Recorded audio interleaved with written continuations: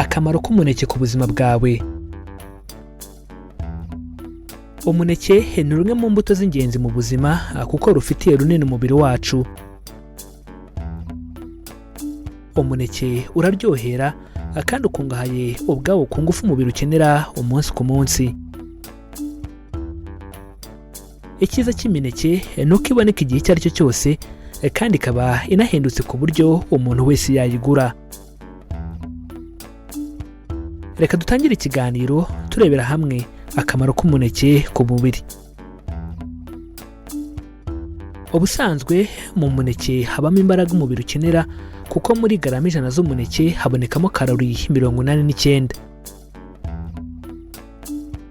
Ikindi kandi umuneke ukungahaye kuri vitamine nyinshi, imyunyungugu ndetse n'ibindi birwanya kwangirika k'uturemangingo bitandukanye. Umuneke wongera akanyamuneza n'ibyishimo, by'umwihariko umuneke ushobora kurinda umuntu ubwigunge. Umuneke ukungahaye ku misemburo y'ingenzi umubiri ukenera kugira ngo ubashe guhorana ibyishimo, umunezero ndetse no kwibuka ibintu byinshi. Umuneke ugizwe n'amasukari yoroshye nka fructose na sucrose, kandi aya masukari yongera imbaraga mu mubiri. Kubera aya masukari bituma umuneke uba urubuto rwihariye ku bantu bakora siporo, bashaka imbaraga z'ako kanya ndetse no ku bana bafite ibiro bike. Muri garama 100 z'umuneke habamo garama 2.6 za fibre, kandi ibi bituma urwungano ngogozi ruhora rutunganye bikarinda constipation. Imineke ni isoko nziza ya vitamine B6, kandi iyi vitamine irinda udutsi duto two mu bwonko kwangirika ndetse n'ikibazo cyo kugira insoro zitukura nke. Umuneke ukize ku myunyungugu itandukanye, bityo muri yo twavuga umuringa, magnesium ndetse na manganese. Ubusanzwe magnesium igira uruhare mu gukomeza amagufa no kurinda umutima, mu gihe umuringa witabazwa mu gukora insoro zitukura mu mubiri. Umuneke ukungahaye kuri potassium nyinshi, kandi yituma umutima ukora neza. Iyi potassium kandi dusanga mu muneke yongera kandi udutsi duto dutwara amaraso, nuko bikarinda umuvuduko w'amaraso ukabije. Iyi potassium kandi dusanga mu muneke yongera udutsi duto dutwara amaraso, nuko bikarinda umuvuduko w'amaraso ukabije. Akongera potassium ufata no kugabanya sodium akenshi igaragara mu munyu cyangwa ibindi biri mu munyu ni ingenzi mu kugabanya indwara z'umutima zibasira umuntu.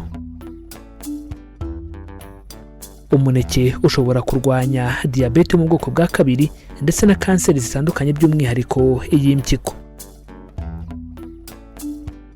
Imineke yongera ubwonko ubushobozi bwo gutekereza ndetse unafasha ikorwa ry'insoro zera. Umuneke ufasha gusinzira neza, yaba ku bana cyangwa abandi bakuru. Ubusanzwe basinzira bibagoye, by'umwihariko ni byiza kurya umuneke isaha imwe mbere yo kuryama. Reka dukomereze ikiganiro ku bintu ugomba kuzirikana ku muneke. Imineke rimwe na rimwe, nubwo bitaba ku bantu bose, hari igihe itera allergie ku ruhu cyangwa mu mubiri muri rusange. Bimwe mu bimenyetso ni uko hari ukuribwa cyangwa kokera mu kanwa no mu muhogo nyuma yo kurya umuneke. Ibindi bimenyetso ni uko umuneke ushobora gutera iseseme cyangwa kuruka ku bantu bamwe na bamwe. Reka tubibutse ko ushobora kongera gukurikira iki kiganiro kugira ngo usobanukirwe neza kandi ugirirwe akamaro n'ibi tumaze kubaganirizaho. Reka tubibutse ko dukora ibi biganiro tugamije guhugurana no gusangizanya ubumenyi ku ndwara abantu turwara, imiti ivura ubwoko bwose bw'indwara ndetse n'ibiribwa bikungahaye ku ntungamubiri zifitiye akamaro umubiri wacu. Reka dusoze mbibutsa ko baca umugani mu Kinyarwanda bagira bati abatabizi bicwa no kutabimenya. Natwe tukagira tuti abatarabimenya bicwa nuko batarakora subscribe kuri iyi channel Mizero Media ngo bamenye ko amagara ari ubukungu kandi ko kwirinda biruta kwivuza. Niba utarabikora nyabuneka kanda subscribe kandi ukande kuri iyo nzogera byegeranye kuko nibwo buryo bwonyine rukumbi buzagufasha kubona ibindi biganiro tubategurira. Ikindi kandi wadusanga no ku mbuga nkoranyambaga zacu zose Facebook, Instagram ndetse na Twitter, ujya hashakirwa ugashakisha Mizero Media ubundi ukadukurikira. Kudusangiza ibitekerezo byanyu ni ingenzi cyane. Bityo ubaye hari icyo wifuza kutubaza, hari icyo wifuza kudusobanuza cyangwa hari icyo wifuza kutwunganira kuri iyi ngingo ndetse n'izindi twabagejejeho, nyabuneka twandikira muri comments hano kuri iyi channel.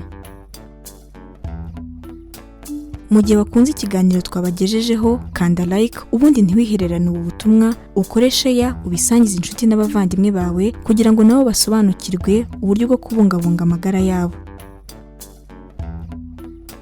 Iki ni ikiganiro amagara n'ubukungu, ikiganiro mutegurirwa na Mizero Media. Amahoro y'Imana bane namwe kandi tubifurije kwirinda mbere yo kwivuza.